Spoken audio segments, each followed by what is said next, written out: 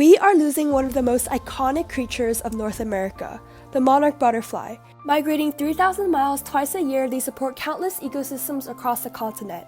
However, due to habitat loss, climate change, and pesticide use, the eastern monarch population has declined by 95% in 3 decades, an impact felt in our community. Yet, monarchs are just one species among 1 million at risk due to the same underlying issues.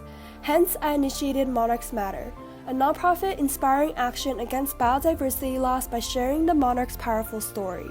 Locally, we run hands-on workshops in our Raise, Tag, and Release summer program, empowering communities, restoring native habitats, and collecting citizen science data.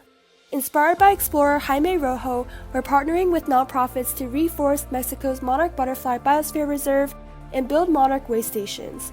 Globally, we raise awareness through our webinars and social media. Together, let's metamorphose our world for a biodiverse and sustainable future.